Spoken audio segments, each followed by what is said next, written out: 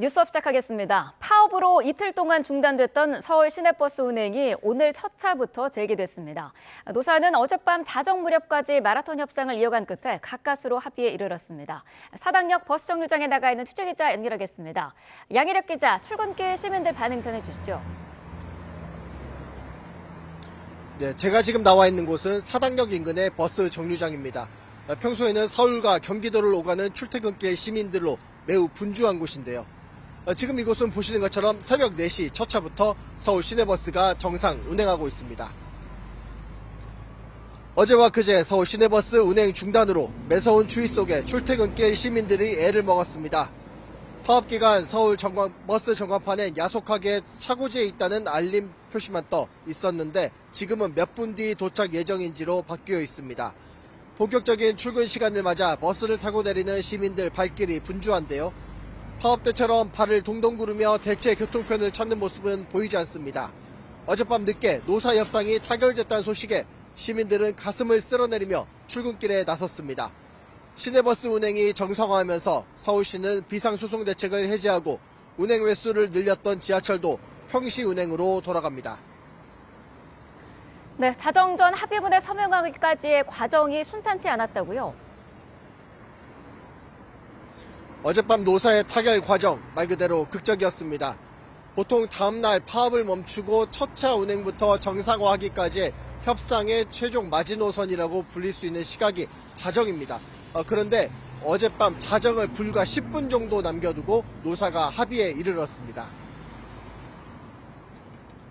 노사가 두 번째 사후 조정회의를 시작한 게 어제 오후 3시였으니까 무려 9시간 가까이 마라톤 협상이 이어진 겁니다. 협상 과정도 순탄치 않았습니다. 협상 도중 고성이 터져나오거나 회장을 박차고 나오는 모습이 포착돼 결렬로 끝나나 싶은 순간도 있었습니다. 하지만 막판에 노사가 입장차를 좁히면서 양측 모두 조정안에 서명했습니다. 이번 협상의 가장 큰 걸림돌이었던 조합원 임금을 2.9% 인상하는 데 합의했고요.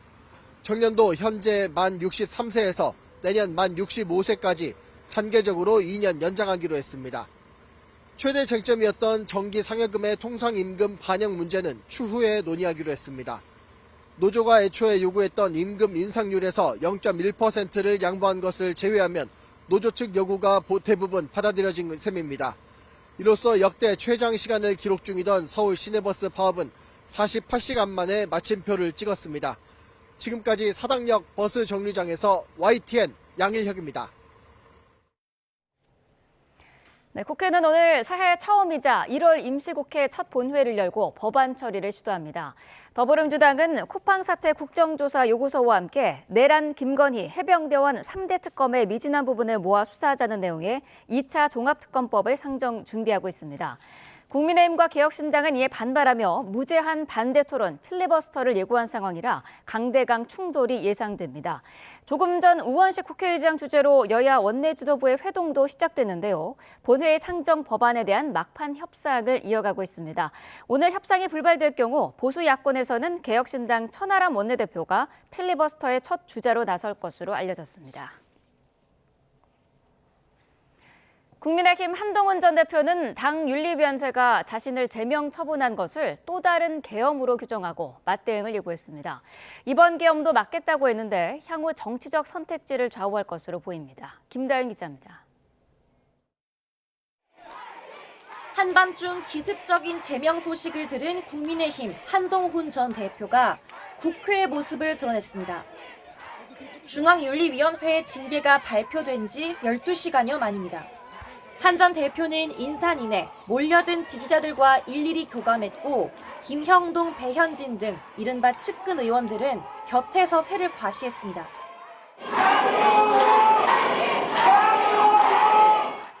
취재 열기 속에 읽어내린 세 줄짜리 입장문에서 한 전 대표는 징계를 계엄에 빗댔습니다. 계엄을 극복하고 통합해야 할 때 또 다른 계엄이 선포된 것입니다. 국민, 당원과 함께 이번 계엄도 반드시 막겠습니다. 장동혁 지도부는 윤리위원회는 독립기구라고 주장하지만 한 전 대표는 몰랐을 리 없다고 발끈했습니다. 우리 좀 솔직해집시다. 이 문제는 장동혁 대표가 계엄을 막은 저를 찍어내기 위한 일을 하고 있는 것이다. 이제 관심은 한 전 대표의 향후 대응입니다. 이른바 답정너 윤리위가 판단을 번복할 가능성을 낮게 보는 만큼 재심 요청은 하지 않기로 했습니다. 또 당을 나가려면 진작에 나가지 않았겠냐는 말로 탈당, 분당, 창당에는 선을 그었습니다. 대신 가처분 신청 등 법적 판단을 받아볼 생각인데 일단 징계가 확정될 때까지 지켜보려는 기류입니다. 하지만 어떤 결론이 나오든 정치적 부담은 마찬가지입니다. 징계가 부당하다는 법원 판단이 나오면 당장은 당적이 유지되지만 고난 소송까지 장기전을 피할 수 없고 반대의 결정이 내려지면 그야말로 되돌릴 수 없는 치명타가 될 거란 분석입니다.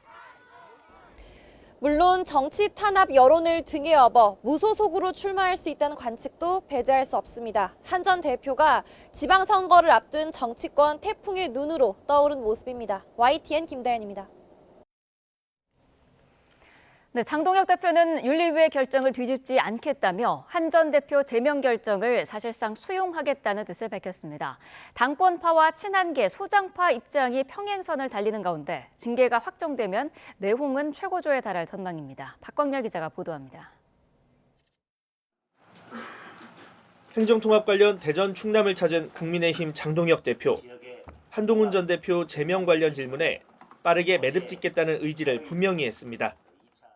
윤리위원회 결정을 곧바로 뒤집고 어떤 다른 해결을 모색하는 것은 우선은 저는 따로 고려하고 있지는 않습니다. 문제를 누가 먼저 풀어야 정치적으로 해결될지 입장을 이미 밝혔고 그로부터 많은 시간이 흘렀다고도 덧붙였습니다. 당원을 향한 진정성 있는 사과와 반성이 선결 과제였다는 게 지도부 설명인데 한 전 대표가 허위 조작 감사를 주장하는 등 강경 대응으로 맞서며 정치적 해결이 불가능해졌다고 진단했습니다. 이제 공은 최고위로 넘어왔는데 위원 면면을 보면 징계가 그대로 의결될 거란 관측이 우세합니다. 친한계 우재준, 비주류 양향자 최고위원을 제외하면 윤리위 결정에 힘을 싣는 모습입니다. 이 지경까지 오게 된 데는 한동훈 전 대표의 책임이 가장 큽니다.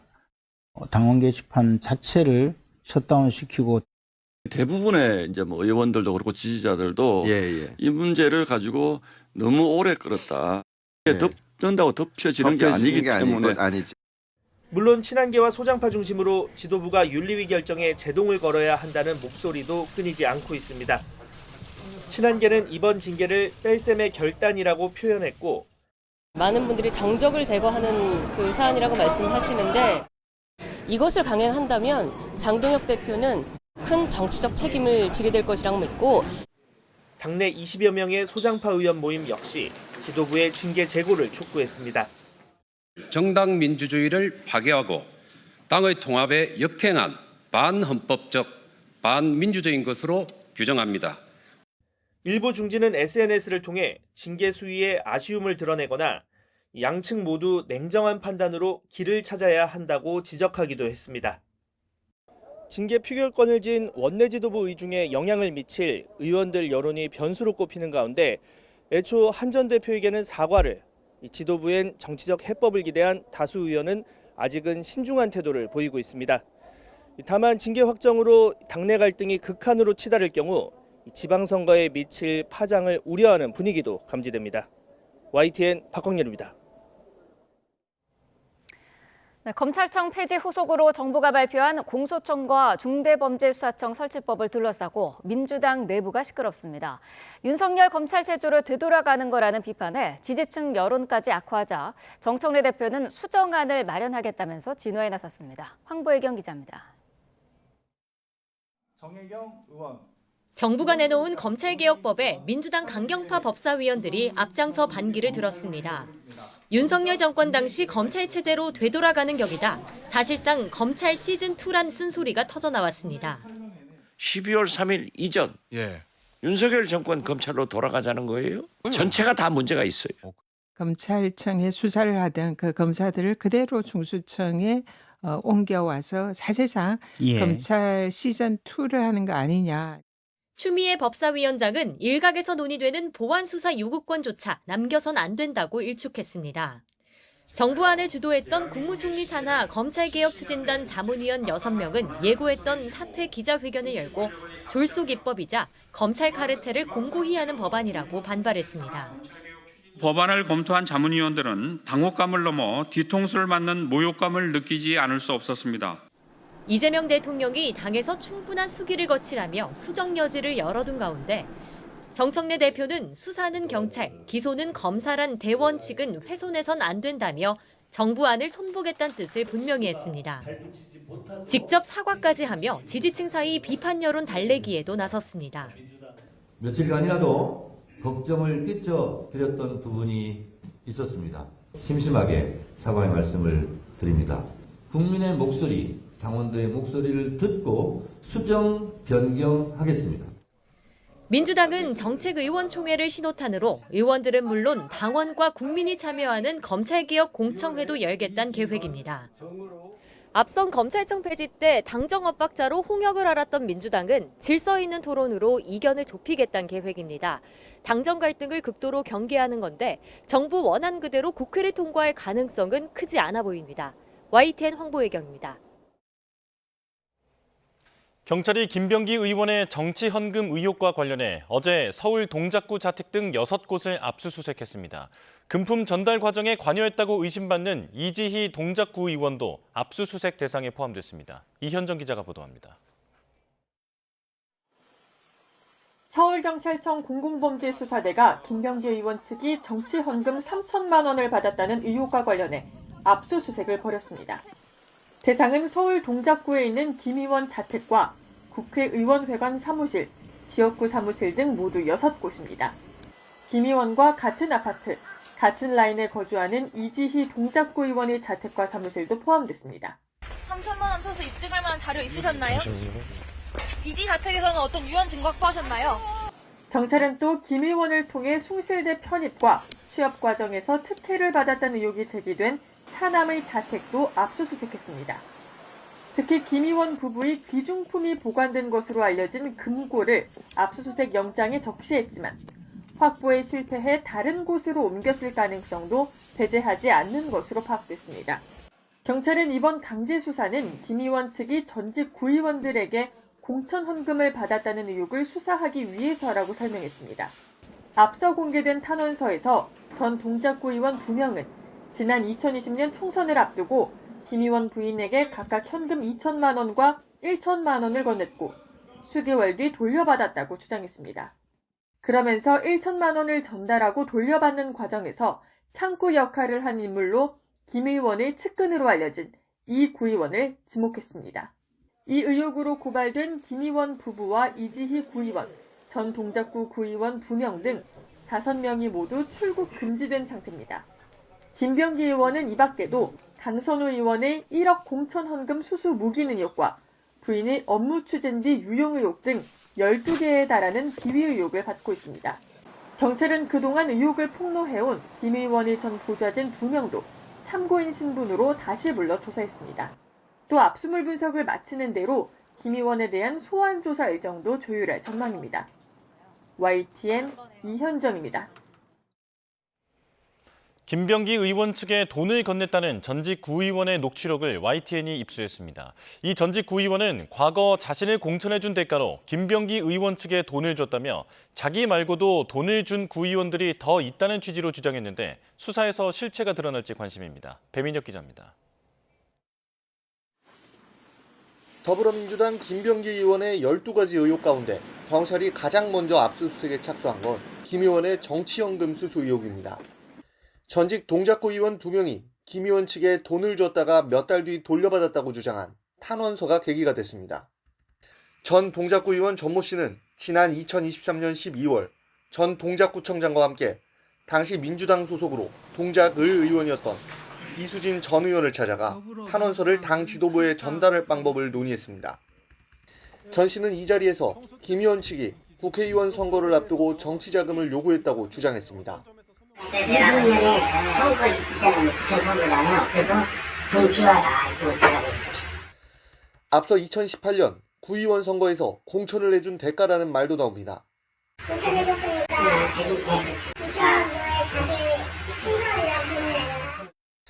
그러면서 김 의원 측에 돈을 준 사람이 탄원서를 쓴 2명뿐만이 아니라고도 말합니다. 지금 돈 많이 준 의원들이 다 있거든요. 확실한 이거만 저희들이 그 사람들이 몇분 다쳤어요. 그 액수도 많고 그 사람들. 김 의원 측은 이 같은 주장이 사실이 아니라는 입장인 것으로 전해졌습니다. 앞서 탄원서를 쓴 전직 구의원 2명은 모두 경찰에 출석해 피의자 신분으로 조사를 받았습니다. 본격적인 강제 수사까지 이뤄진 가운데 금품이 오간 실체나 대가성이 드러날지 또 다른 정치연금 의혹으로 번질지 주목됩니다. YTN 배민혁입니다. 경찰이 김병기 의원에 대한 전방위 압수수색에 나서긴 했지만 늑장 수사 오명은 벗기 어려워 보입니다. 탄원서와 수사 요청을 접수한 뒤 이미 2달이 지난 상황에서 주요 증거물이 남아있을지 의구심이 큽니다. 부장원 기자입니다. 경찰이 김병기 의원의 공천헌금 수수 의혹을 처음 인지한 건 지난해 11월 초였습니다. 김 의원 배우자에게 선거자금 명목으로 수천만 원을 줬다가 돌려받았다는 전직 구의원들의 탄원서와 함께 수사 요청이 접수된 겁니다. 하지만 당시 서울 동작경찰서는 정식 수사는커녕 내사도 하지 않았고 상급기관인 서울경찰청에도 알리지 않았습니다. 이후 의혹이 일파만파 번지자 서울청이 전직 구의원들을 소환하는 등 직접 수사에 나섰습니다. 탄원서 내용을 1,000만 원 전달한 게 있지 않습니까? 그 외에 추가적으로 전달한 게 없으시다는 말씀이십니까? 있는 그대로 다 얘기하고 왔으니까 그렇게 하세요. 하지만 강제 수사는 좀처럼 이뤄지지 않았습니다. 금품이 오간 사건의 경우 초기 증거 확보가 수사의 성패를 가를 핵심 요소인데도 미온적인 모습을 고수한 겁니다. 정치권 눈치를 보며 늑장을 부리는 것 아니냐는 비판이 잇따른 이유입니다. 그러는 사이 김 의원 측근들은 메신저에 다시 가입하거나 휴대전화를 교체한 정황이 포착됐습니다. 김 의원 역시 앞서 배우자 의혹과 관련한 검찰의 내사 소식에 보좌진에게 증거인멸을 지시했다는 의혹이 불거진 상황입니다. 강제 수사에 머뭇댄 사이 증거가 사라졌거나 오염됐을 가능성을 배제할 수 없다는 지적이 나옵니다. 경찰은 뒤늦게 대대적인 압수수색에 나섰지만 수사의 활로를 뚫어낼 핵심적인 증거를 확보하지 못하는 한 늑장 수사 비판은 피하기 어려워 보입니다. YTN 부장원입니다. 전방위 압수수색에도 경찰은 김병기 의원 부부의 귀중품이 담긴 것으로 추정되는 비밀 금고는 발견하지 못했습니다. YTN 취재 결과 경찰은 이 금고가 1m 크기의 대형 금고라는 점을 파악하고 차량을 이용해 옮겼을 가능성에 주목하고 있습니다. 송수연 기자의 단독 보도입니다. 더불어민주당 김병기 의원 자택 앞에 취재진이 몰려 있습니다. 경찰의 압수수색 소식을 듣고 몰려온 건데 여기서 차로 불과 2분 거리의 김 의원 차남의 집에도 경찰 수사관들이 들이닥쳤습니다. 경찰은 김병기 의원 비위 의혹 핵심 참고인들의 진술을 통해 김 의원 부부가 금고를 사용한다는 첩보를 입수했는데 김 의원 차남의 집에 이 금고가 있을 수 있다고 판단한 것으로 전해졌습니다. 비위 의혹 관련 중요 증거가 있을 수 있다고 본 경찰은 이번 압수수색 영장에도 해당 금고를 압수 대상으로 적시했습니다. YTN 취재 결과 경찰이 찾으려던 금고는 가로 세로 각각 1m 정도로 추정되는 대형 금고로 확인됐습니다. 특히 경찰은 김 의원 차남이 거주하는 아파트 엘리베이터 등의 내부 CCTV를 확인하고 차량 번호를 조회하며 금고의 행방을 찾은 것으로 파악됐습니다. 하지만 김 의원 사무실, 측근으로 알려진 이지희 구의원 자택 등 모두 6곳의 이번 압수수색 장소에서는 금고를 발견하지 못했습니다. 경찰은 김 의원 측이 본격적인 강제 수사 착수 전에 금고를 다른 곳으로 옮겼을 가능성도 배제하지 않고 있습니다. 또 대형 금고인 만큼 차량을 통해 옮겼을 가능성도 있다고 보고 김 의원 차남 소유 차량 등의 동선도 살필 것으로 보입니다. YTN 송수연입니다.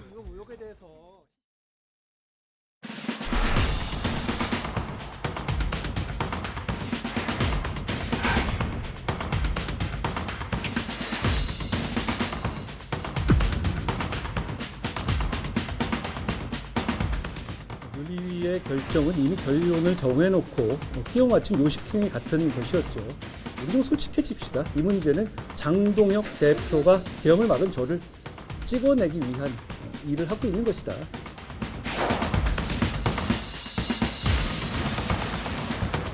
우리 교주가 비유를 하자면 지금 사형 선고를 받는데 그 분풀이를 한동훈한테 해야겠다. 한동훈이를 죽여버림으로써 이 우리 교주에 대한 어떤 그 억울함을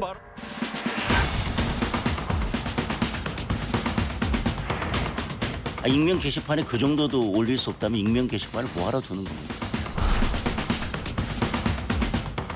윤리위원회 결정을 곧바로 뒤집고 어떤 다른 해결을 모색하는 것은 우선은 저는 따로 고려하고 있지는 않습니다.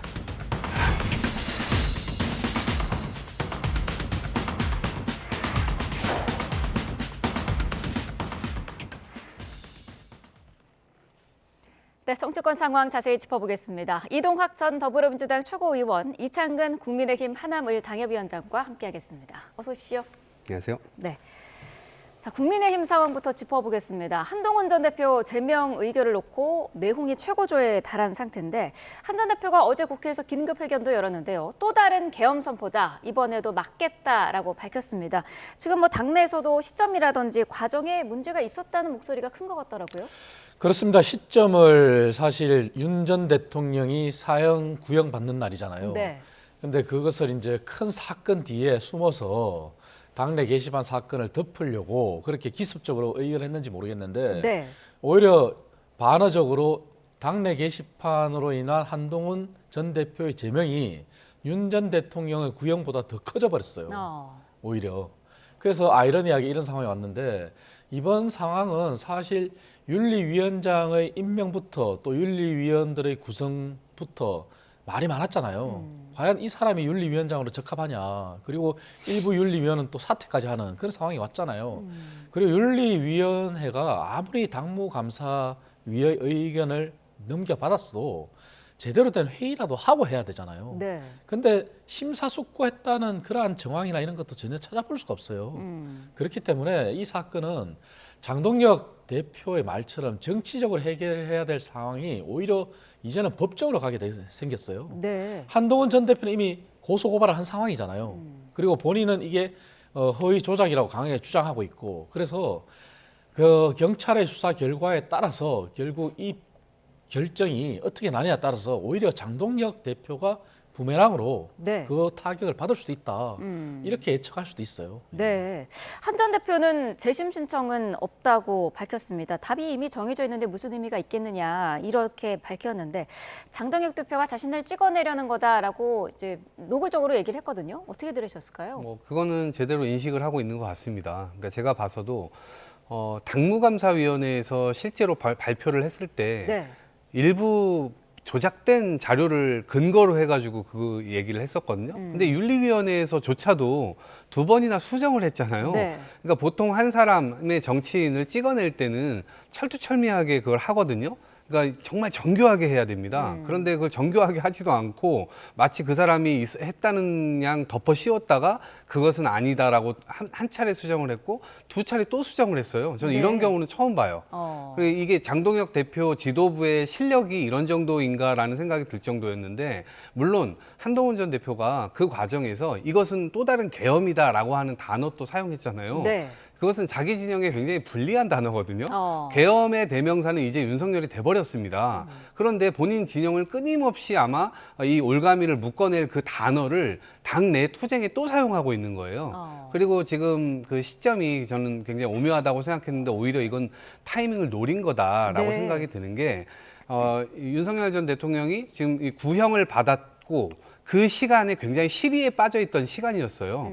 그 시간에 우리가 배신자를 처단한다라고 하는 메시지를 시대에 빠져있는 윤석열 전 대통령이 위로 선물로 준 겁니다. 그런 타이밍을 노렸다라고 생각을 하고요. 두 번째로는 국민들은 그 시간에 아 그래 저렇게 되면 저런 처벌을 받아야지 하면서 이제 환호를 하고 있었던 그 시간에 윤어게인 세력들은 오열을 하고 있었던 거 아닙니까? 그 분노감이 어디로 가야 될까? 어딘가 해방구가 있어야 되는데 그거를 한동훈 배신자라고 딱 지목을 하면서 실제적으로 그 효과를 굉장히 배가시키게 된 것이죠. 그래서 이런 저간의 사정들이 모여서 지금의 상황이 된 것이 아닌가 싶습니다. 네, 한 전 대표는 가처분 신청 같은 법적 대응은 할 것 같더라고요. 법원이 이걸 인용을 하면은 징계는 효력이 정지되지 않습니까? 그러면 너무 이제 기간이 길어지는 그런 부작용도 있을 것 같아요.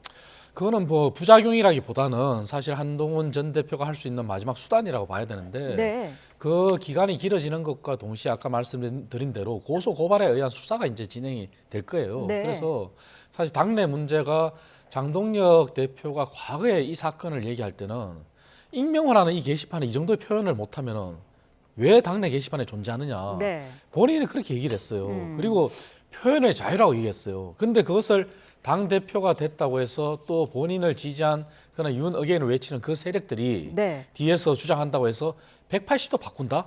이것도 사실은 정치적으로 도의적으로 맞지 않거든요. 근데 이러한 상황에서 법적으로 이제 비화됐고 그리고 수사가 이어질 거기 때문에 네. 아마 법원에서 가처분이 만약에 한동훈 전 대표가 청구를 하고 인용이 되면은 네. 그거는 차지하더라도 수사가 저는 빨리 돼야 된다. 그래서 이 수사로서 이제 빨리 종결을 지어야지만 이 당내 게시판이 마무리될 것이다. 저는 그렇게 보고 있습니다. 네, 장동혁 대표도 어쨌든 윤리위 결정을 뒤집을 생각이 없다라는 점을 분명히 밝혔는데 오늘 최고위가 있지 않습니까? 여기서 바로 의결할 수도 있을까요? 그럴 것 같아요. 왜냐하면 얼마 전에 이제 장동혁 대표가 과거 비상계엄과 관련해서 네. 사과를 했고 그 사과가 시작점이고 앞으로 종착점이 어디까지 갈지 우리가 지켜보겠다 그랬는데 네. 바로 다음 날 그 사과가 무색하게 뒤집어 버렸잖아요. 그러면서 지명직 최고위원을 임명하면서 또 친윤계 인사를 임명했단 말이죠. 네. 그렇다면 이것을 다 염두에 두고 임명한 거 아니냐 이렇게까지 우리가 이어져요. 네. 그렇다면 오늘 최고위에서 최고위의 구성 요건에서 한동훈 전 대표의 징계를 반대하고 잘못됐다고 지적할 수 있는 사람은 2사람밖에 안 돼요. 그렇다면 그냥 일사천리로 징계가 되겠죠. 하지만 이렇게 징계가 가는 것이 과연 국민의힘이 미래를 위해서 나아가자고 하는데 과연 무슨 도움이 되겠느냐. 이런 것은 지적 안 할 수가 없어요. 그럼에도 불구하고 아마 장동혁 대표는 그냥 징계를 강행할 것 같아요. 네, 이런 과정 속에서 한 전 대표가 정치적으로 타격을 입을 것인지 아니면 어떤 소득이 있을 것인지도 궁금한데 어떻게 보세요? 제가 볼 때는 한동훈 전 대표 역시 빌미를 준 면이 있습니다. 이게 뭐냐면 이 당원 게시판이라고 하는 것에 가족들이 서로 아이디를 도용해가지고 누군가가 특정인이 썼다라고 하는 게 일단 지금까지 밝혀진 사실이거든요. 네. 근데 그 글도 뭐 여러 가지 뭐 칼럼도 올리고 기사도 올리고 있었습니다만 또 다른 입에 담지 못할 그런 이 단어들도 좀 쓰여 있는 것들이 있어서 네. 그게 좀 면구스러워요. 근데 이제 그 빌미를 당에다가 줘버렸기 때문에 실제로 저 사람이 국가의 어떤 뭐 지도자로 올라갈 수 있을 만한 사람이 되나? 깜냥이 되나? 그리고 이런 일이 벌어졌을 때 여기까지 커올 일이 아니었거든요.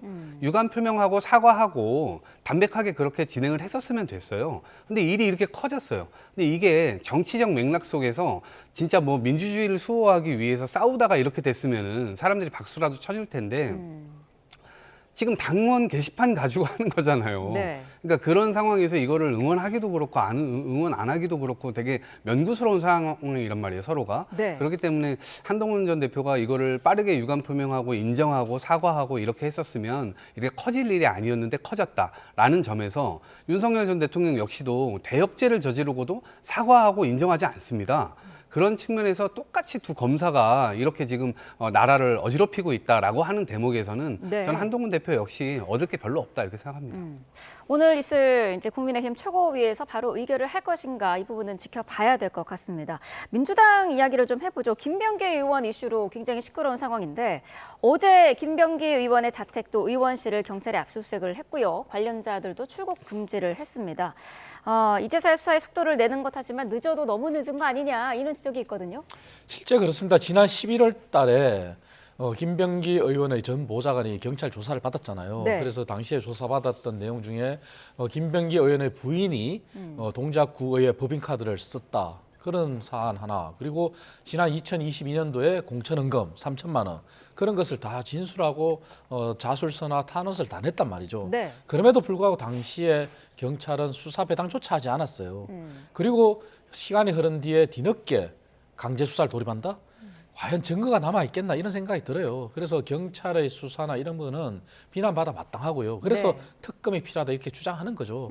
하지만 그럼에도 불구하고 김병기 의원의 전 보좌관이 오늘도 이제 경찰 출석한다는 거 아니겠습니까? 네. 그래서 본인이 그 사실을 정확하게 입증될 수 있도록 진술하겠다고 한 상황에서 네. 앞으로 경찰이 수사 결과 어떻게 내놓을지 지켜봐야 되는데 네. 과거 국민의힘 의원을 통해서 수사를 무마한 상황까지도 경찰은 이제 다 인지를 해야 돼요. 그리고 당시에 관여했던 수사팀장도 조사를 받지 않습니까? 네. 그래서 이번 기회에 경찰이 정말 신뢰를 받고 정치 경찰이라는 그런 오명을 듣지 않기 위해서는 제대로 수사를 하고 또 수사 결과를 발표를 해야 돼요. 하지만 전재수 의원의 사건에도 알 수 있듯이 경찰이 수사 결과를 발표하겠다 해놓고도 발표를 안 하잖아요. 그래서 이것이 또 다른 권력의 압력에 또 권력의 눈치를 보고 경찰이 강제 수사를 돌입을 했지만 이것을 또 미적대고 수사 결과를 발표하지 않는다. 이렇다면 국민이 지켜보고 있어요. 그래서 제대로 된 수사를 하고 발표를 해야 된다. 그렇게 말씀드리겠습니다. 네, 이 전직 보좌관이 어제 조사를 받으러 들어가면서 이런 얘기를 했습니다. 범죄 혐의 대부분이 사실이기 때문에 충분히 혐의가 입증될 수 있다라고 했거든요. 어떻게 봐야 될까요? 보좌관이 거짓말을 할 리는 없을 것이라고 생각합니다. 네. 거짓말을 해서 본인이 얻을 수 있는 것이 없고 또 그 거짓말이 나중에 혹시라도 드러나게 되면 엄청난 되치기를 당할 거거든요. 이제 그럴 이유가 없는 것이고 아마 그 사실관계나 이런 것들은 본인이 증거물로 혹은 캡처본이라든가 녹취라든가 이러한 것들을 가지고 있다는 어떤 확신 속에서 이걸 진행하는 것이라는 생각이 들고 네. 그런 점에서 보면 일단 보좌관 말에 이제 신빙성이 좀 가죠. 그리고 실제로 김병기 의원의 이 음성이 있었던 녹취도 배우면서 아 이건 뭔가 사실관계가 뭐 앞으로 다퉈볼 필요까지 없는 거 아니야? 그럴 정도로 이미 사람들의 어떤 심증을 굳히게 되는 그 과정들이 있었거든요. 네. 근데 그런 차원에서 보면 지금 경찰에서는 사실 이것을 뭐 여당에 관련된 거다 이러면서 실제로 눈치를 보거나 그래서는 안 됩니다. 민주당도 이거를 방탄해 줄 이유가 전혀 없고요. 그럴 마음도 없는 거거든요. 그렇기 때문에 경찰은 지금 역사적인 순간에 서 있고 특히나 검찰과 경찰, 이 수사권 이거를 지금 경찰에 주겠다라고 하는 그 국면이잖아요. 네. 그럼 졌을 때 정말 국민의 신뢰감 있게 이거를 제대로 수사할 수 있느냐 이 모습을 사실은 여기에서 보여줘야 됩니다. 그런 차원에서 계속해서 뒤로 늦춰지거나 혹은 미흡하게 이 대응하거나 그런 모습 자체를 보여주면 안 된다 생각하고 정확하게 국민들의 의혹을 남기지 않는 정확한 수사 결과를 나타내주면 좋겠습니다. 네, 민주당 윤리심판원이 김병기 의원에 대해서 이제 제명 결정을 내렸고 김병기 의원은 당을 나갈 수 없다라는 입장인데 재심 신청을 예고한 상황이에요. 그런데 회의가 29일에 다시 열릴 예정이라고요? 네, 그러니까 재심은 뭐 일주일 안에 신청을 하게 되어 있고요. 네. 그 신청을 하게 되면 60일 안에 윤리심판원의 이 결과를 내야 됩니다. 네. 근데 제가 볼 때는 뭐 60일까지 가지는 않을 것 같고요. 다시 열리게 될 경우에는 기존에 심사를 했었던 윤리심판원에서 다시 심사를 합니다. 네. 그렇게 본인들이 심사했던 거를 다시 번복할 리가 그 중간에 어떤 다른 사정이 생기지 않는 한 그건 굉장히 어렵죠. 그렇기 때문에 저는 그 첫 번째 결과가 그대로 준용이 될 것이라고 보고 그 다음 날 그러면 바로 민주당 지도부의 결과 보고가 될 거거든요. 네. 그 결과 보고가 아마 최고위에서 있을 겁니다. 그럼 그 결과 보고가 뭐 또 엄청난 특이 사항이 있지 않고서는 최고위에서 아마 인준이 될 거예요. 네. 그러면 아마 제명 결정이 될 것이고 그냥 되는 것은 아니고 의원총회를 또 열어야 됩니다. 네. 그래서 과반 이상의 의원님들의 이 찬성이 있어야 되기 때문에 제명이 됩니다. 근데 네. 저는 이 사건의 본질이 공직자의 상에 맞냐 안 맞냐 이 당원이냐 아니냐의 문제가 아니에요. 그러니까 과연 어떤 마음으로 공직을 했고 믿어줬던 당원들, 그다음에 표를 줬던 국민들 이들을 지금 배반한 행위를 하는 거거든요. 그러니까 이런 공직자들이 계속해서 앞으로 본인의 무고함을 주장하면서 월급을 받아갈 거 아닙니까? 네. 그래서 저는 지금까지 나온 녹취만으로도 사실상 굉장히 큰 문제가 있다. 공직자로서의 큰 문제가 있다라는 네. 생각이 들기 때문에 국회의원직까지 저는 이 부분까지도 고민을 좀 해야 되는 거 아닌가 싶습니다. 말씀하신 것처럼 지금 의원총회에서는 절반 이상의 찬성을 받아야 하는데 지금 당 분위기상으로는 그러면 통과될 가능성이 높다고 보시나요? 이건 100% 찬성이죠. 만약에 네. 이거를 반대하는 의원이 있다거나 이거를 사정을 봐주자라고 얘기를 한다면 네. 그 의원도 똑같습니다. 국회의원 자격이 없는 거예요. 네. 그런 상황에서 어쨌든 이 당에서는 그러한 생각들이 서로 공유되고 있는 것이고 네. 이거를 방탄했다간 국민들에게 집권 여당으로서 완전히 심판을 받게 되죠. 네. 박지원 의원이 계속해서 김병기 의원에 대해서 자진 탈당을 요구하는 목소리를 내왔었는데 어제는 김병기 의원이 정치적으로 끝났다라는 표현도 썼더라고요. 어떻게 들으셨을까요? 그렇습니다. 박지원 의원이 그전에는 이제 자진 탈당을 권유하면서 이제 정치적으로 끝났다 이렇게 얘기하는 그 자체는 이미 네. 증거가 명확하다고 인지하는 거거든요. 그리고 보좌진이 얘기했지 않습니까? 김병기 의원은 의혹이라 그러는데 그 의혹이 사실이 되도록 입증하겠다까지 얘기하잖아요. 사실 근데 이 사건을 지켜봤을 때 출발점은 김병기 의원의 어떤 사적인 어떤 문제, 네. 그 얘기는 이제 대한항공의 숙박권, 그리고 또 쿠팡의 식사 이런 거였어요. 하지만 김병기 의원 스스로가 왜 그렇게 했는지 모르겠지만 본인이 녹취록을 스스로 열면서 이게 이렇게 일이 커진 거거든요. 그런 상황에서 이제 결국 민주당 전체의 공천 흥금 사건까지 벌어진 거잖아요. 네. 근데 민주당이 지금 박지원 의원뿐만 아니라 모든 사람들이 정치적으로 끝났다, 제명해야 된다 그렇게 얘기함에도 불구하고 사실 강제 징계권도 있어요. 비상징계권. 하지만 이것도 발동하지 않고 계속 김병기 의원한테 시간을 주고 스스로 결단하도록 계속 그렇게 독촉하는 것은 또 다른 김병기 의원의 스모킹건이 있는 거 아닌가 이런 걱정도 하는 것 같아요.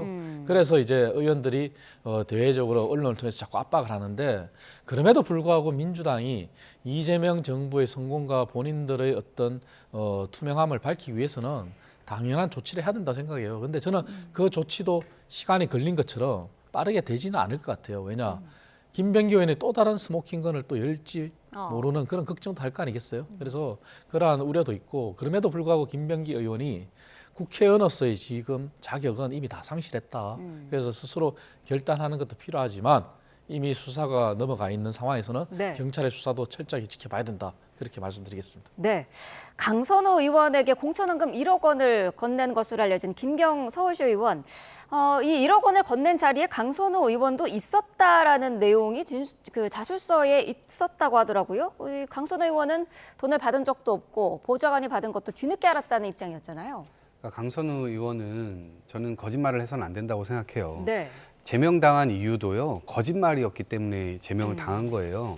처음에 이 문제가 불거졌을 때 저렇게 지금 스스로 얘기를 했거든요. 본인이 받은 적도 없고 그리고 사무국장이 받았다. 그리고 돌려줬다. 이렇게 얘기를 했어요. 그리고 이 공관위에 가가지고 자기는 그 이해관계 당사자이기 때문에 재척사유에 해당되기 때문에 가지 않았다라고 얘기를 했어요. 네. 근데 서울시당 공관위 당시 회의록을 보니까 와가지고 적극적으로 공천해야 된다라고 발언까지 한 게 바로 하루 만에 드러났잖아요. 그런 거짓말을 지금 또 하고 있으면 안 된다는 거예요. 그래서 지금은 진실이 가장 큰 무기가 될 수밖에 없는 것이고 네. 본인 스스로도 이것은 죄송하다고 얘기를 하고 자기는 이 일에 대해서 양심적으로 가책을 느끼고 죄송하다 사과하고 이렇게 해야 되는 게 맞는 건데 네. 끝없이 이렇게 빠져나가려고 하잖아요. 근데 빠져나갈 수가 없습니다. 왜냐하면 이미 지금 저 제3자가 있는 곳에서 받은 거 아니에요. 당사자끼리 받은 것도 아니고 보좌관이 있는 곳에서 이렇게 같이 그 사실을 알고 있는 사람이 이미 두 사람이나 더 있는 거예요. 준 사람과 옆에서 본 사람. 그렇기 때문에 이것을 거짓말을 한다고 해서 빠져나갈 수가 없는 것이고 네. 그리고 보좌관의 입장에서는 본인이 여기에 지금 휘말려 있는 거라고 느낄 거란 말이에요. 그러면 이 사람도 진실을 얘기할 수밖에 없잖아요.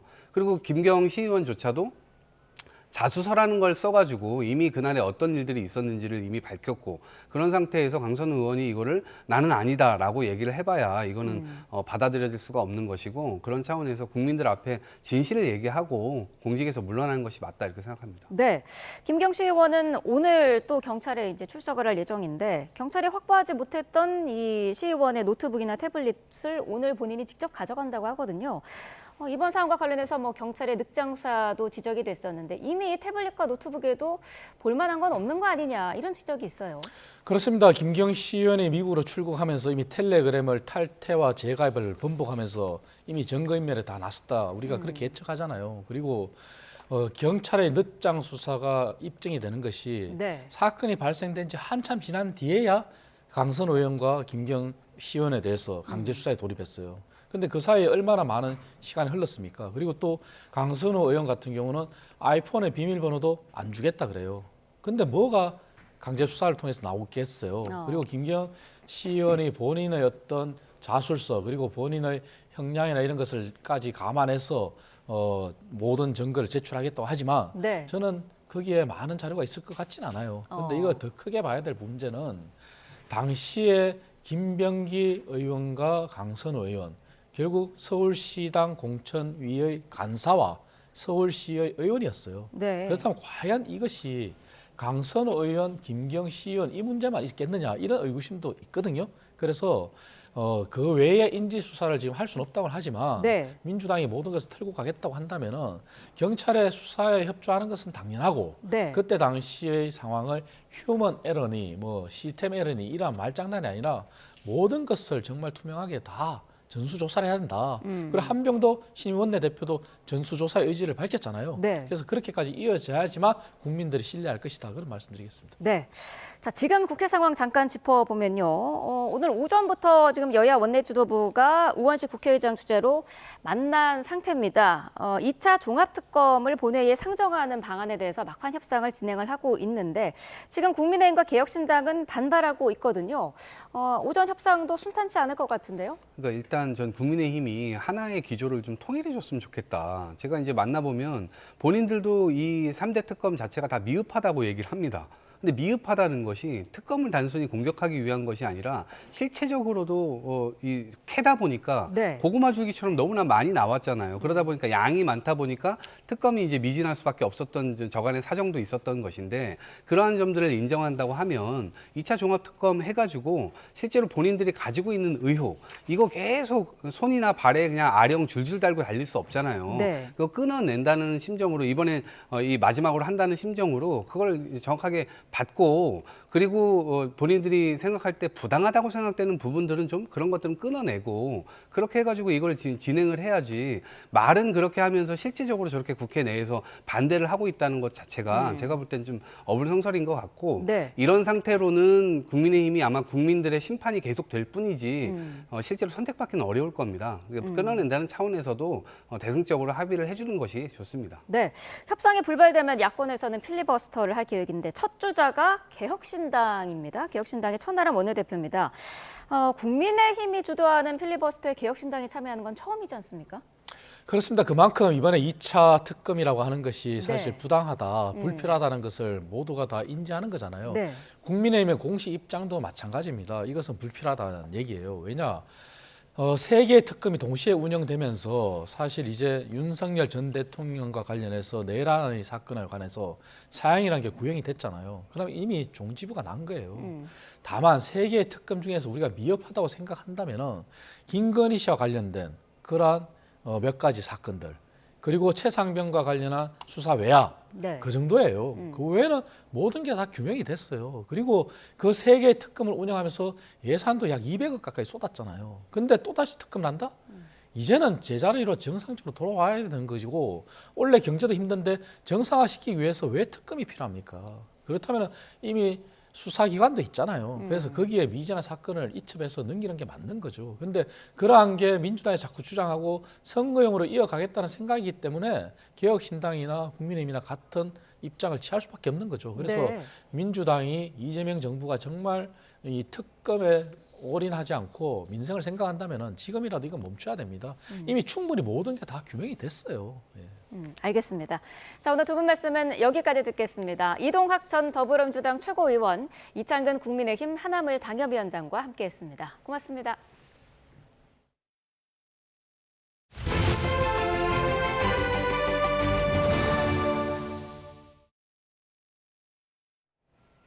이재명 대통령이 1박 2일간의 일본 방문을 마무리했습니다. 청와대는 한일 정상 간 셔틀 외교가 완전히 자리 잡았다고 평가하면서 이번 방문을 계기로 과거사 문제를 풀 실마리도 찾게 됐다고 의미를 부여했습니다. 정인용 기자입니다. 이재명 대통령은 새 정부 출범 이후 지난해 8월 처음 일본을 찾으며 양국 정상이 수시로 상대국을 오가는 셔틀 외교에 시동을 걸었습니다. 특히 이번 나라현 방문으로 전임 이시바 시게루 총리에 이어 지난해 10월 취임한 다카이치 사나이 총리와도 양국을 오가는 일정을 완성하게 됐습니다. 지난해 8월에 대통령님의 방일로 재개된 한일 정상의 셔틀 외교가 완전히 정착되었음을 보여준다고 하겠습니다. 지난 1942년 조세이 탄강 수몰 사고로 숨진 한국인과 일본인 신원 확인 작업에 두 나라가 협력하기로 한 점에도 청와대는 의미를 뒀습니다. 보편적 가치를 토대로 일본군 위안부 피해자와 조선인 강제동원 등 첨예한 쟁점인 다른 과거사 문제들도 함께 풀어나갈 계기가 마련됐던 겁니다. 인권 인도주의의 보편적 가치를 토대로 과거사 문제를 함께 풀어나갈 수 있는 실마리도 될 것입니다. 과거사 현안은 현안대로, 그 해결을 위해서 노력하고 한일 정상회담에선 일본이 주도하는 아시아 태평양 지역 국가들의 환태평양 경제동반자 협정에 우리나라가 가입하는 문제와 정부의 일본 8개연 수산물 수입 규제를 둘러싼 논의도 오갔습니다. 다만 이번 회담에서 그간 다카이치 총리가 강경한 입장을 내비쳐온 독도 관련 논의는 없었습니다. 양국 간 갈등의 불씨는 남아있는 건데 청와대는 한일 간 협력을 공고히 할 수 있도록 뒷받침하겠다는 입장입니다. 새해 연초부터 핵심 주변국인 중국과 일본 방문을 순조롭게 마무리했지만 격화하는 중일 대립 구도 속에 두 나라와 균형 잡힌 외교를 이어가야 한다는 점은 여전히 과제로 남아있다는 분석이 나옵니다. YTN 정인용입니다. 윤석열 전 대통령의 내란 혐의 결심에서 특검은 전두환 씨를 여러 차례 언급하며 공직자의 책임을 강조했습니다. 내일 열리는 윤 전 대통령의 체포방해 혐의 선고에서도 공직자의 책임은 중요한 판단 기준이 될 전망입니다. 안동준 기자의 보도입니다. 특검은 윤석열 전 대통령의 내란 우두머리 혐의에 대한 양형 의견을 밝히며 전두환 씨를 7차례 언급했습니다. 전 씨보다 더 엄정한 단죄가 필요하다는 대목에서는 사형 구형이 감지되기도 했습니다. 이번 재판을 통해 공직 엘리트들이 자행한 헌법 질서 파괴 행위를 전두환 노태우 세력에 의한 단죄보다 더 엄정하게 단죄함으로써 특검이 이런 판단을 한 이유는 공직 엘리트라는 표현에서 잘 드러납니다. 전 씨는 임명된 군 사령관이지만 윤 전 대통령은 국민에 의해 선출돼 헌법 수호에 막중한 책임이 있는 국가 수반이기 때문입니다. 특히 검찰총장까지 지낸 법률 전문가가 대통령의 지위와 권한을 악용해 지능적, 계획적, 조직적으로 범행에 나서 죄질이 더 무겁다고 본 겁니다. 윤 전 대통령이 기소된 사건 가운데 가장 먼저 선고가 예정된 체포 방해 재판은 비상계엄 선포 자체의 위법성을 직접 판단하지는 않습니다. 다만 공수처의 체포영장 집행을 방해하고 국무위원들의 심의 의결권을 침해한 혐의에서 공직자인 윤 전 대통령의 지위와 책임은 중요한 고려 대상입니다. 또 양측이 첨예하게 맞서는 공수처의 수사권 등에 대한 법원의 첫 판단은 향후 내란 재판 선고에도 영향을 미칠 전망입니다. YTN 안동준입니다. 내란 특검의 사형 구형 방침은 공판 검사들도 법정에서 알았을 만큼 극비에 붙여진 것으로 파악됐습니다. 특검은 사형 구형 배경으로 사과하지 않고 되레 하급자에게 책임을 미루는 윤석열 전 대통령의 태도를 꼬집었습니다. 우종훈 기자의 보도입니다. 피고인 윤석열에게 사형을 구형합니다. 내란 우두머리 혐의 피고인 윤석열 전 대통령에 대한 특검의 결정은 사형이었습니다. 최종 의견 진술이 이루어지기까지 특검의 결론은 내부에서도 극비에 붙여졌습니다. 사형 구형 방침은 윤 전 대통령 측 마라톤 변론이 끝날 쯤 법정으로 전달됐고 공판에 참여한 검사들도 이때야 알았습니다. 구형량이 사전에 알려지면 피고인 측에 의해 정치적으로 활용될 가능성을 경계한 것으로 보입니다. 사형이 집행되지 않아 사실상 폐지국가로 분류되지만 특검은 사형만이 무너진 신뢰를 회복할 수 있다고 판단했습니다. 사형은 집행하여 사형을 시킨다는 의미가 아니라 공동체가 재판을 통해 범죄 대응 의지와 그에 대한 신뢰를 구현하는 것으로 기능하고 있는 것입니다. 특검은 최고형인 사형을 구형하지 않으려면 감경할 사유가 있어야 하는데 윤 전 대통령의 범행과 이유 태도에는 참작할 만한 감경 사유가 전혀 없다고 봤습니다. 국민에게 단 한 번도 제대로 사과를 한 적이 없습니다. 하급자들에게 용서를 구하고 그들의 가담 행위에 책임지려는 자세를 보이기는커녕 또 신군부 세력을 단죄한 뒤에도 공직 엘리트에 의해 친위 쿠데타가 벌어졌다며 재발 방지를 위해서라도 엄벌이 필요하다고 강조했습니다. 대한민국이 형사사법 시스템을 통해 스스로 헌정 질서를 수호할 수 있음을 보여주어야 할 것입니다. 특검은 사형 구형 역시 지금까지 기조와 마찬가지로 재판부가 실제 선고할 가능성이 있는 형량을 고려한 실질 구형이었다는 입장입니다. 수사팀 회의를 거치고 국제형사재판소의 반인도적 범죄 사건과 양형 기준 등을 철저히 검토한 만큼 특검 내부에서는 자신감도 읽힙니다. YTN 우종훈입니다.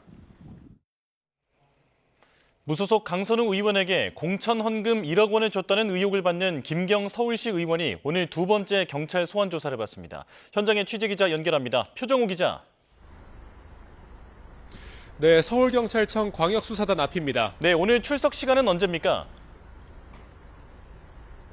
네, 김경 서울시 의원은 오늘 오전 9시 이곳 서울경찰청 광역수사단에 피의자로 출석해 2차 조사를 받습니다. 김 시 의원은 지난 2022년 지방선거를 앞두고 강선우 의원에게 공천원금 1억 원을 전달한 혐의를 받고 있습니다. 지난 11일 경찰은 김 시 의원이 미국에서 귀국한 뒤 약 3시간 반 동안 조사를 진행했습니다. 다만 경찰은 당시 김 시 의원이 건강상 이유 등으로 제대로 된 문답이 사실상 어려웠다고 밝혔습니다. 이에 따라 경찰은 압수물 분석 결과를 바탕으로 김 시 의원을 다시 불러 금품 전달과 반환 경위를 물을 걸로 보입니다. 김 시 의원은 오늘 조사에 출석하면서 앞서 경찰이 압수수색에서 확보하지 못한 걸로 알려지며 논란이 된 노트북과 태블릿을 제출하기로 했습니다. 김 시 의원이 제출한 자수서에는 강 의원에게 돈을 직접 건넸다는 내용이 담겨 있다고요? 네, 김 시 의원 측이 경찰에 제출한 자수서에서 강 의원에게 직접 돈을 건넸다고 주장한 걸로 파악됐습니다. 강 의원의 사무국장이던 남모 씨가 잠시 자리를 비웠을 때 강 의원에게 돈을 전달했다는 주장입니다. 돈을 건넬 당시에 현장에 강 의원이 있었고 당시 사무국장이 아닌 강 의원이 직접 돈을 받았다는 겁니다. 나중에 보고를 받고 나서야 돈 받은 것을 알았다는 기존 강 의원의 해명과는 배치되는 만큼 파장이 예상됩니다. 경찰은 이르면 이번 주 안으로 강 의원을 불러 조사를 진행할 방침입니다. 또 관련자들의 진술이 엇갈리는 상황에서 경찰은 김 시 의원과 강 의원을 대질 조사하는 방안도 검토 중입니다.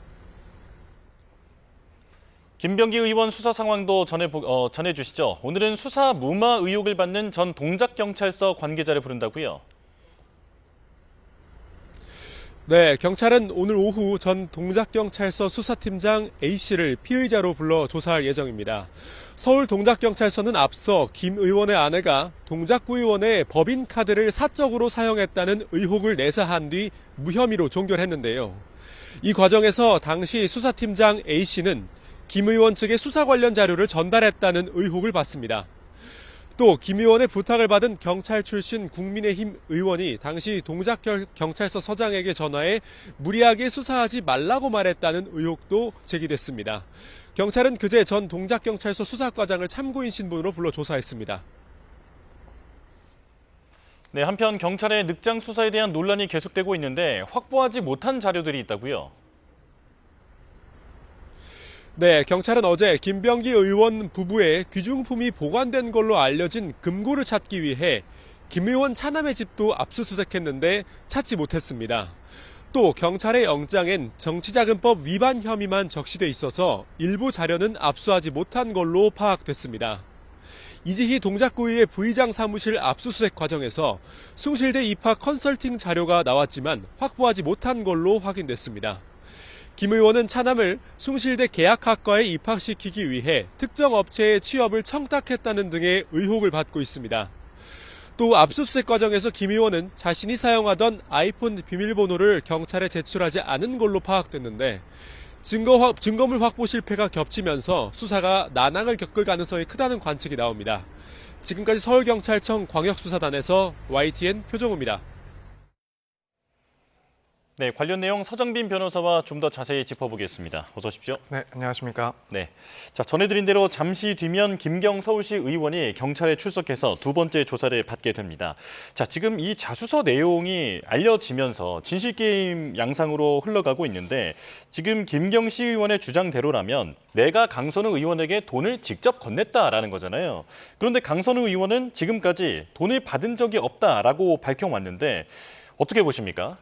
우선 이 진술서 내용에 대해서 신빙성을 따지는 것이 상당히 중요하다라는 생각이 듭니다. 이제 자술서의 형태, 자수서의 형태로 제출을 했는데 사실 초기에 김경 시 의원 같은 경우에는 돈을 준 적이 없다라고 부인을 해오다가 이후에는 줬다가 돌려받았다. 그리고 이 자수서에는 강선우 의원도 당시에 현장에 있었다라는 내용까지 기재가 됐었습니다. 일단 일관성을 따지자면 뭐 처음에 부인을 했다가 지금은 또 주요 사실관계에 대해서 인정을 하는 진술의 변화가 있었기 때문에 지금 당장 이 진술의 신빙 신빙성이 상당히 높다라고 평가는 할 수 없습니다만 이 흐름 자체가 혐의를 부인하다가 이 주요 사실에 대해서 인정하는 그런 흐름으로 왔기 때문에 일단 신빙성이 또 낮다라고도 평가할 수 없는, 거기다가 자신에게 또 불리할 수 있는 그런 내용들까지도 적혀 있었기 때문에 이 신빙성을 따지는 건 상당히 중요해 보이는 상황입니다. 그래서 지금 이 3자 그러니까 뭐 강 의원뿐만 아니라 지금 보좌관도 돈을 받은 적이 없다라고 하면서 주요 혐의들에 대해서 부인을 하고 있는 상황이기 때문에 이 세 명의 입장이 서로 다른 이 시점이라 결국에는 김경 시의원의 자술서 내용 그리고 오늘 있을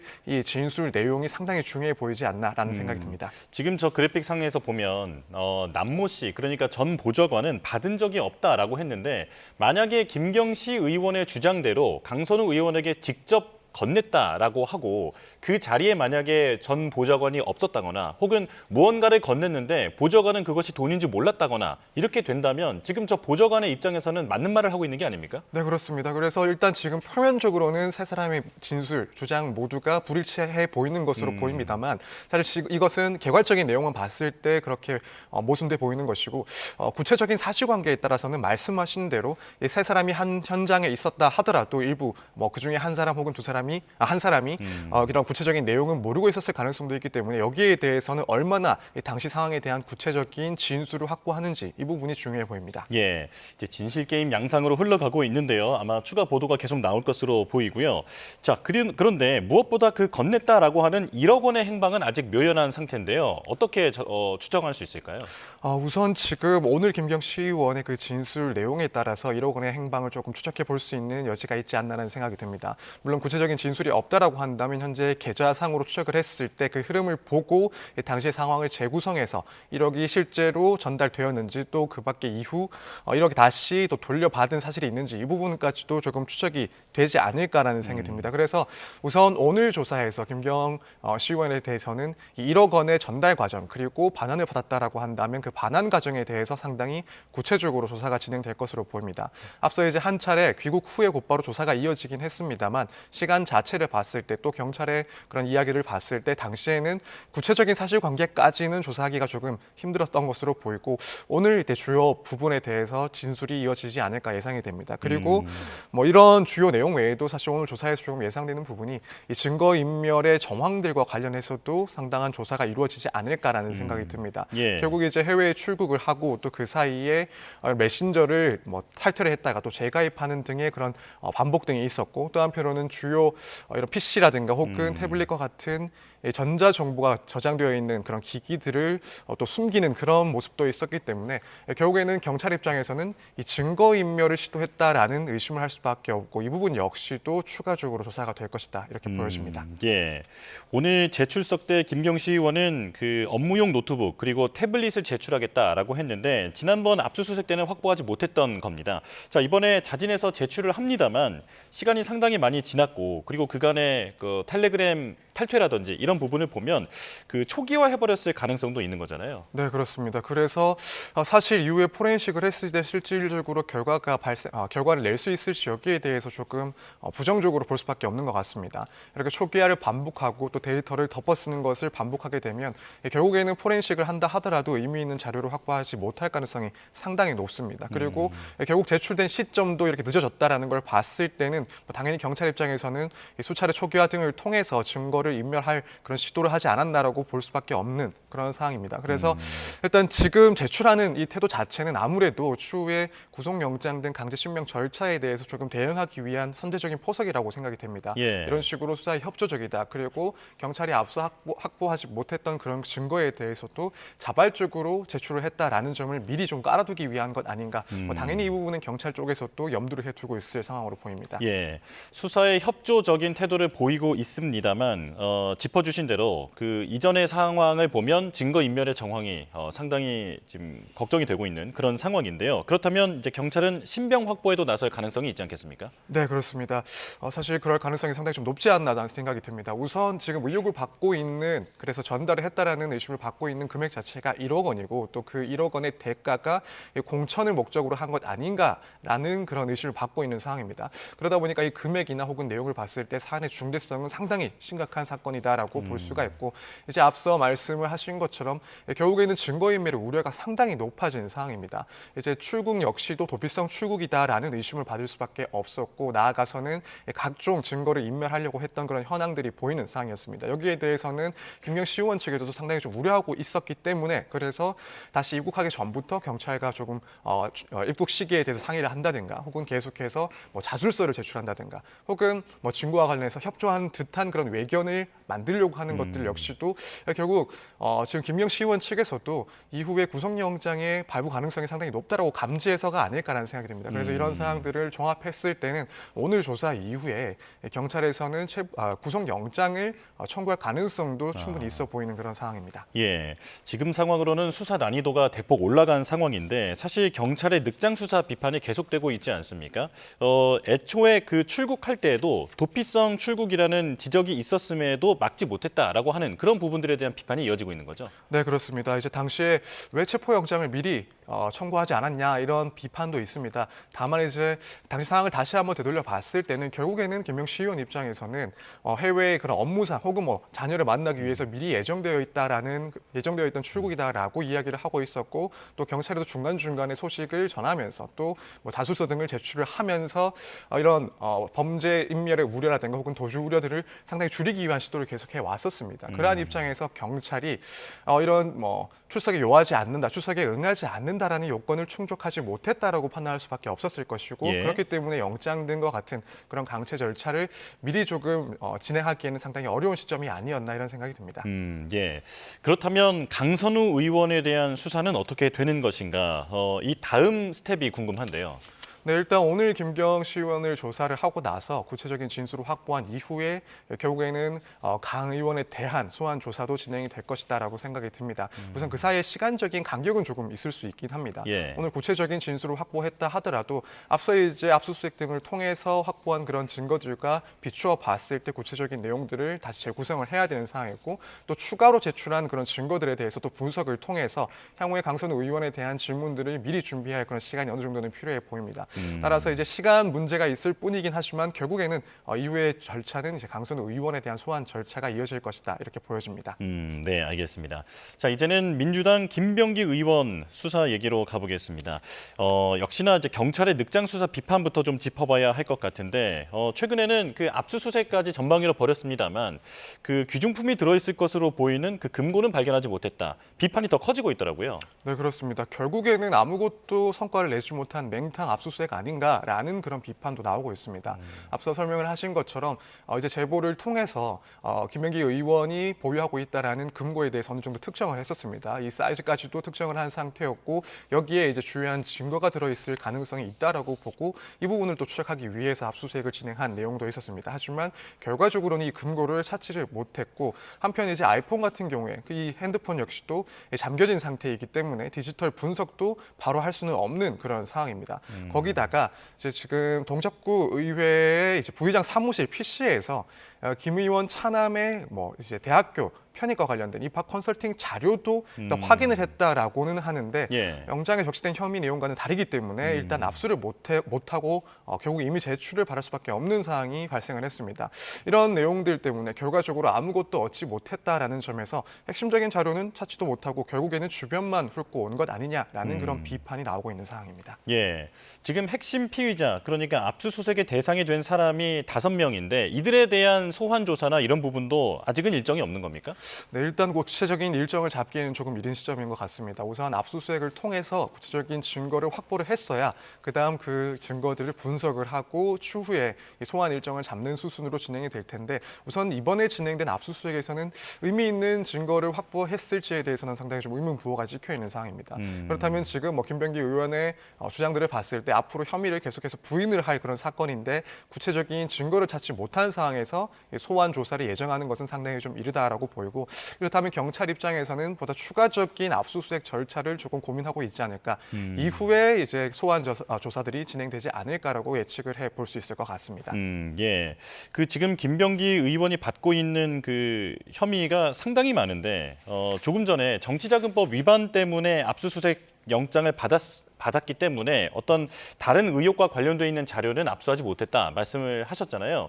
그렇다면 그 다음에 또 다른 영장을 받아서 압수에 나설 그런 가능성도 있는 겁니까? 네, 그럴 가능성도 충분히 있습니다. 물론 지금 압수수색을 하지 못했다라고 하는 증거 중에서 차남의 그런 입학 특혜 의혹과 관련된 그 증거가 있었습니다. 여기에 대해서 우선 뭐 경찰 입장에서는 김명기 의원 그리고 변호인 측에다가 임의로 제출할 것을 요청을 해놓은 상황이라고는 합니다. 다만 이제 임의 제출이 실제로 이루어지지 않을 경우에는 다시 한번 압수수색을 진행을 해야 되는데 이전에 압수수색에서는 이걸 확보하지 못한 이유가 영장에 기재되어 있는 혐의 자체가 일단 정치자금법에만 해당이 되어 있었기 때문에 이 압수수색 대상 자체가 되지 않았었기 때문입니다. 그렇다면은 이 추가적인 이 의혹, 그 밖에 또 의혹들과 관련된 증거를 확보하기 위해서 추가 압수수색 영장을 발부를 받을 때에는 이제 추가적인 그런 혐의 내용에 대해서도 적시를 해야 됩니다. 그래서 이 부분 이제 조금 더 보완 수사를 하고 앞으로 이제 압수수색을 진행하는 데 있어서는 영장의 그 내용을 조금 더 확장을 해서 그래서 이 혐의 사실에는 지금까지 나온 의혹 중에서 조금 더 사실관계가 확인되는 그런 의혹들에 대해서는 기재를 하고 이와 관련된 압수수색을 진행할 가능성이 높지 않나 이렇게 보여집니다. 예.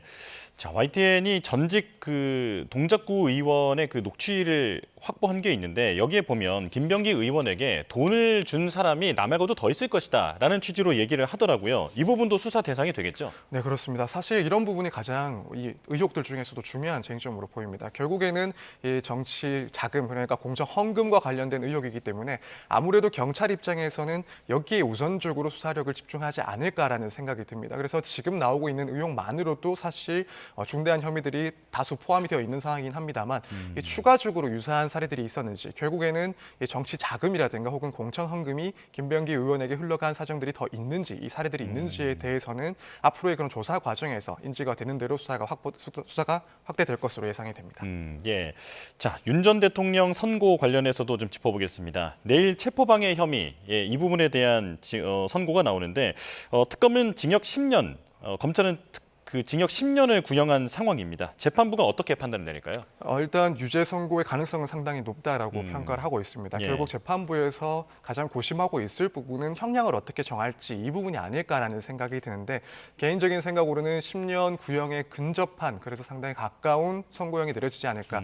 통상적으로는 뭐 징역의 절반에서 뭐 3분의 2 정도 선고하는 것이 일반적이긴 합니다. 그렇게 따지자면 뭐 7년 이하의 선고도 뭐 예측 범위 내에 있다라고 볼 수 있긴 합니다만 그럼에도 불구하고 이 사안의 특성을 고려한다면 10년 정도의 그런 선고가 나올 수 있다 이렇게 생각이 듭니다. 특히나 그 중에 하나 뭐 체포 방해만 생각을 해본다 하더라도 이 특수 공무집행 방해의 그 혐의 구체적인 내용을 따졌을 때 사실 대통령이 이제 자신의 그런 권력을 이용해서 또 이제 경호처 직원을 이용해서 사법부가 발부한 영장을 방해한다라는 것은 생각해볼 수 있는 그런 공무집행 방해 혐의 중에서도 상상을 초월하는 수준의 중대한 사안이다 이렇게 평가를 할 수밖에 없을 것 같습니다. 예. 그렇다면 해당 범죄에 대해서 법정 최고형도 7년 6개월에 해당하는 만큼 사실 거의 근접한 이 부분만 따지더라도 거의 근접한 예컨대 6년 7년의 선고가 있을 수 있지 않나. 거기다가 그 밖에 직권 남용 혐의라든가 혹은 허위 공문서 작성 행사 등의 혐의까지도 포함을 하게 된다면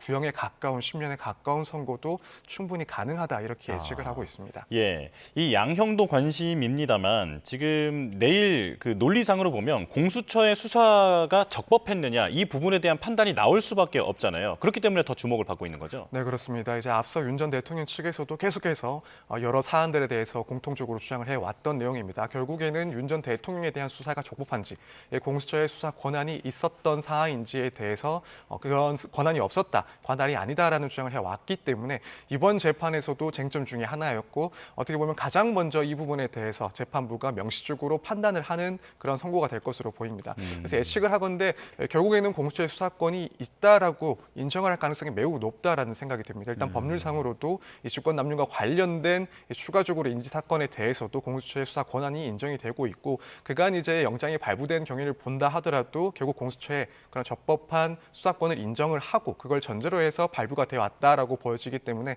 일단 이 주장에 대해서 그러니까 윤 전 대통령의 주장은 배척을 하는 내용의 그런 판결이 당기지 않을까 이렇게 예상이 됩니다. 네, 알겠습니다. 여기까지 말씀 듣겠습니다. 서정빈 변호사와 함께했습니다. 고맙습니다. 감사합니다.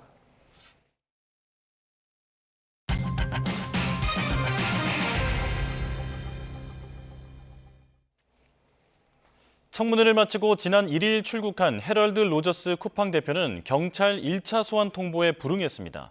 경찰은 로저스 대표가 2차 소환에도 불응할 경우 대한민국 형사소송법 절차를 따르겠다는 입장인데 체포영장 신청까지 검토할지 관심입니다. 유서현 기자가 보도합니다.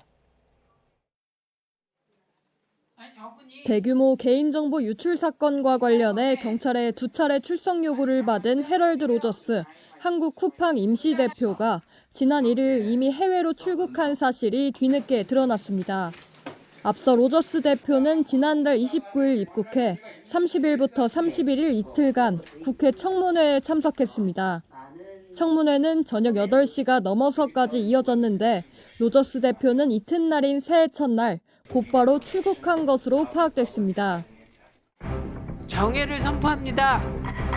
다 수고하셨습니다. 가시고요. 이름 다시 불러드릴까요? 결국 해외에 있던 로저스 대표는 경찰의 1차 소환 통보일이었던 5일 응하지 않았습니다. 그 뒤에야 로저스 대표의 출국 사실을 인지한 경찰은 결국 이달 중순으로 2차 소환을 통보하고 조율 중인데 사실상 자발적 입국을 기다려야 하는 상황입니다. 쿠팡 측은 로저스 대표의 출국과 관련해 예정된 출장 일정으로 경찰에 출석 의사를 전달하고 적극적으로 협의하고 있다고 강조했는데 경찰 관계자는 로저스 대표가 2차 소환에 실제 응할지 지켜봐야 한다면서 출석하지 않을 경우 대한민국 형사소송법 규정과 절차에 따라 수사할 예정이라고 밝혔습니다. 통상 수사기관은 피의자가 3차례 소환 요구에 불응하는 경우 체포영장을 신청합니다. 경찰은 또 로저스 대표가 입국할 경우 출국 정지 등도 고려하겠다고 밝혔는데 수사기관 대응이 한 발 늦었다는 비판을 피하긴 어려워 보입니다. YTN 유서연입니다. 네, 김경 서울시 의원이 지금 경찰에 출석했습니다. 현장으로 가보겠습니다.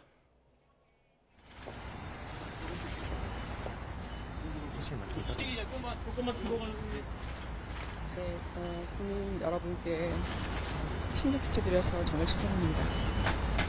오늘 들어가서 모든 것 사실대로 말씀드릴 거고요.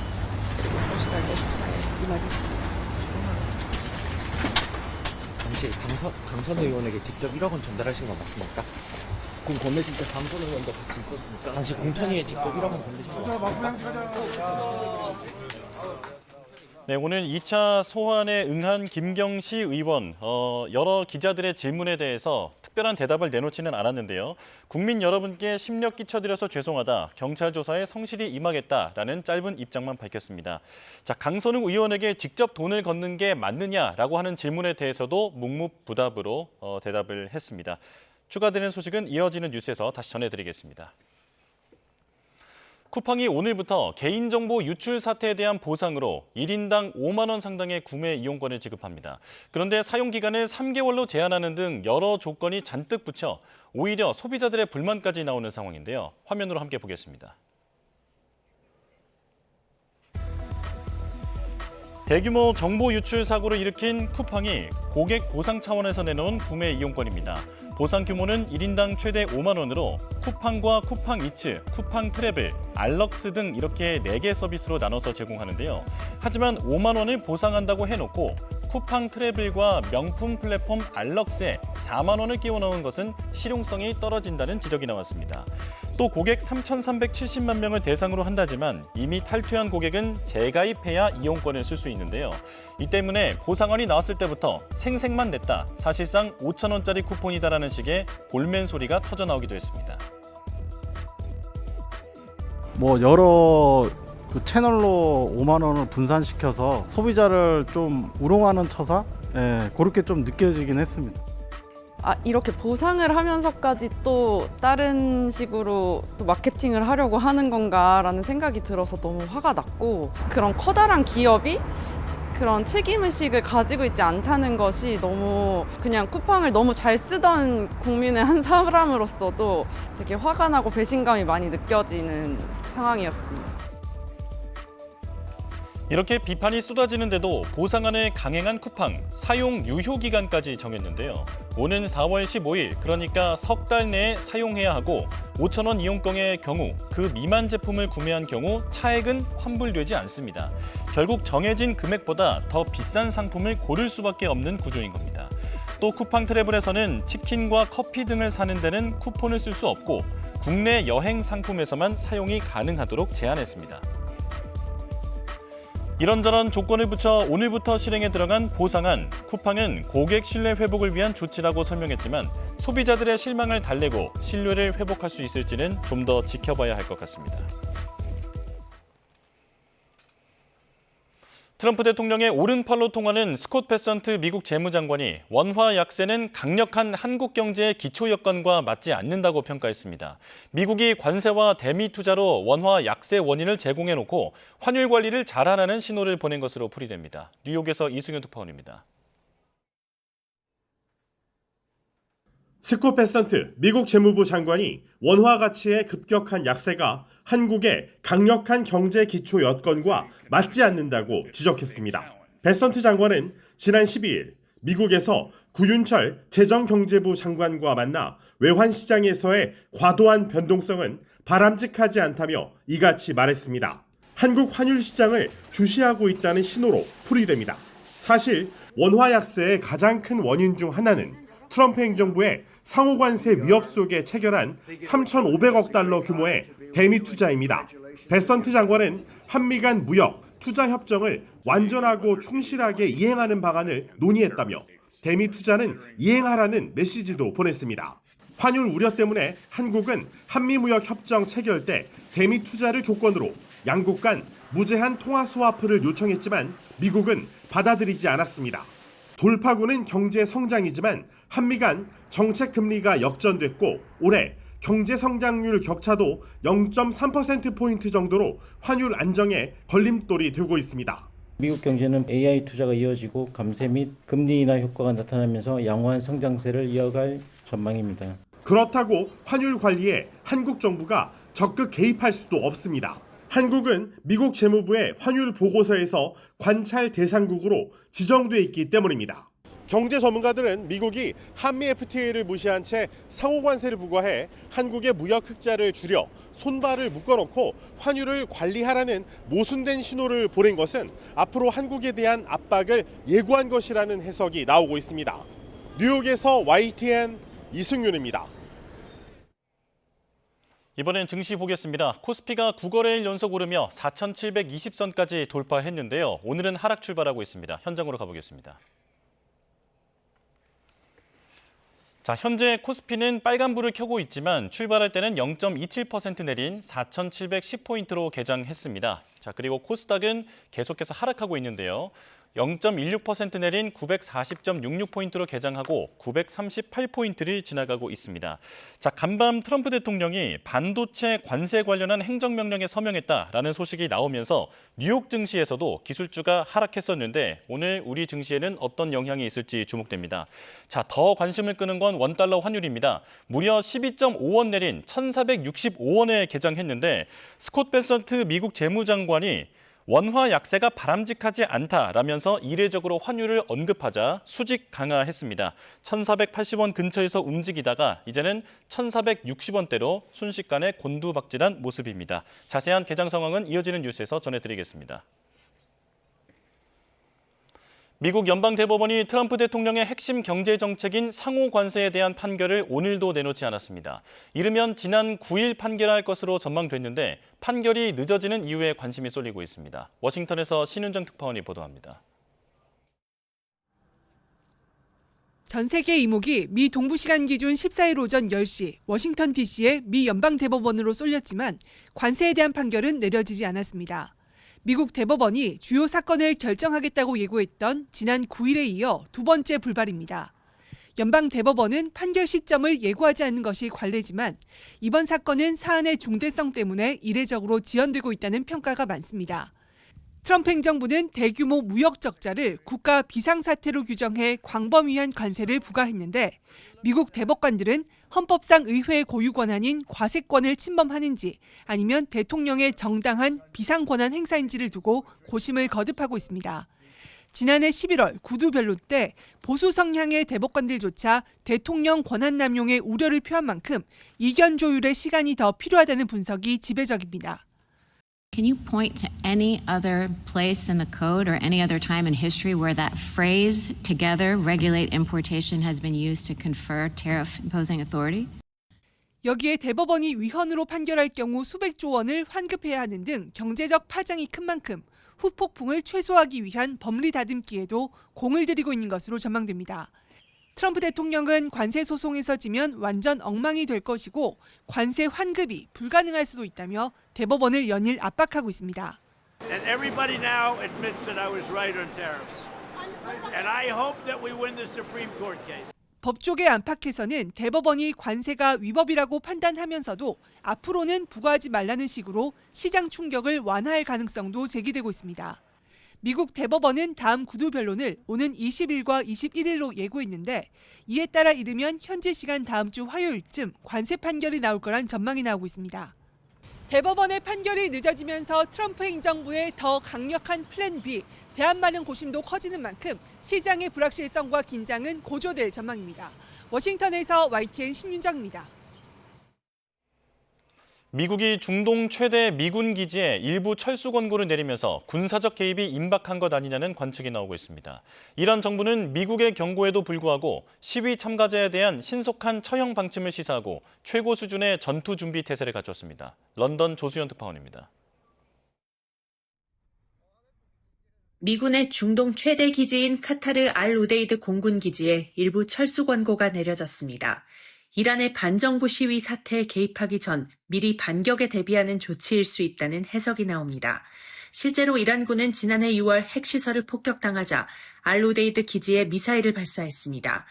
한 유럽 당국자는 로이터 통신에 미국의 군사 개입 가능성이 크며 24시간 내에 이루어질 수 있다고 전망했습니다. 이스라엘 측에선 트럼프 대통령이 개입을 결정한 것으로 보이지만 범위와 시기는 아직 명확하지 않다는 언급이 나왔습니다. 트럼프 대통령은 하루 전 이란 당국이 시위대를 교수형에 처하면 매우 강력한 조치를 취하겠다며 경고 수위를 높였습니다. They probably are in a heightened state of alert, meaning that they will react very quickly if that happens. 이란 혁명 수비대는 국영 매체를 통해 어떤 수준의 공격에도 대응할 수 있는 최고 수준의 전투 준비 태세를 갖췄다고 주장했습니다. 하지만 물밑에선 중동의 미국 동맹국들에 미국의 공격을 막아달라고 요청한 것으로 알려졌습니다. 반정부 시위대에 대해선 강경한 대응을 이어가고 있습니다. 이란 대법원장은 시위 참가자들이 수감된 교도소를 찾아 신속한 재판과 형 집행을 공언했습니다. 이슬람을 부정하는 죄로 기소된 사람들이 무더기로 극형에 처해질 수 있다는 우려가 커지고 있습니다. خب ما اگر می‌خوایم کاری رو بکنیم سریع باید بکنیم. یک به موقع انجام بدیم. اگر ببخشید کار دیر بشه حتی ممکنه همین کاری که امروز می‌کنیم 2 ماه دیگه انجام بدیم. این اثر رو دیگه نداره. 이란 보안군이 시위를 진압하는 과정에서 아직 숨이 붙어있는 부상자들을 확인 사살했고 일부 지역에선 중기관총을 사용했다는 증언도 외부로 흘러나왔습니다. 이란 당국의 통제로 정확한 시위 상황과 피해 규모 파악에 어려움이 이어지는 가운데 서방 인권단체들이 추산한 사망자와 구금자는 계속 불어나고 있습니다. 런던에서 YTN 조수연입니다. 네, 방금 들은 속보 한 가지 전해드리겠습니다. 국민의힘 최고위원회의에서 장동혁 대표가 한동훈 전 대표에 대한 징계 의결을 미루기로 했다는 속보가 들어와 있습니다. 한동훈 전 대표에게 재심을 청구할 수 있는 기간을 부여하겠다라고 밝혔는데요. 자, 오늘 오전 11시로 의원총회가 예정이 돼 있었고 여기에서 윤리위가 제명을 결정한 부분에 대해서 아마 통과를 하지 않겠느냐라는 예정이 있었습니다만은 이를 앞두고 일단 수습 국면에 들어간 모습입니다. 장동혁 대표가 한동훈 전 대표에 대한 징계 의결을 미루기로 했습니다. 재심을 청구할 수 있는 기간을 부여하겠다라고 밝혔는데 한 전 대표는 이미 재심 신청은 안 하겠다고 어제 국회 회견에서 밝힌 상태죠. 윤리위가 결론을 정해놓고 판단을 하고 있는 상황이라서 재심 청구가 무슨 의미가 있겠느냐, 법적인 어떤 조치를 취할 것을 예고를 했었는데요. 당에서 지금 이런 그 결정이 나온 상태에서 한 전 대표의 향후 대응 방향도 주목되고 있습니다. 네, 자세한 소식은 이어지는 뉴스에서 전해드리겠습니다. 1분 뒤에 돌아오겠습니다. 서울은 하늘빛만 흐리지만 곳곳에는 약하게 눈이 날리거나 빗방울이 떨어지는 곳이 있습니다. 오전까지는 강수구름이 전국에 영향을 줄 텐데요. 도로가 미끄러운 곳이 많아서 교통안전에 유의하셔야겠습니다. 비구름 뒤로는 스모그가 유입되겠습니다. 오늘 전국의 초미세먼지 농도가 나쁨 수준 보이겠고 오후에는 서쪽 지역부터 황사도 유입되겠습니다. 오늘 호흡기 건강 잘 챙기시기 바랍니다. 오늘 추위가 주춤하면서 한낮에는 초봄처럼 온화하겠습니다. 서울 낮 기온이 8도, 부산 15도, 대구는 16도까지 오르면서 어제보다 또 예년보다 6에서 10도가량 크게 높아지겠습니다. 오후부터 하늘 자체는 맑게 드러나겠습니다. 동해안 지역은 수일째 건조특보가 이어지는 가운데 산불 등 대형 화재 사고에 각별히 주의해야겠습니다. 이번 주말까지 큰 추위는 없겠지만 다음 주 초반부터는 다시 강한 한파가 찾아올 전망입니다. 특히 이번에는 한파가 다소 길게 이어질 가능성이 있겠습니다. 건강관리뿐 아니라 동파 사고에도 미리 대비해 주시기 바랍니다. 지금까지 YTN 정수현입니다. 네, 뉴스원 목요일 순서 마칩니다. 내일 다시 뵙겠습니다. 고맙습니다.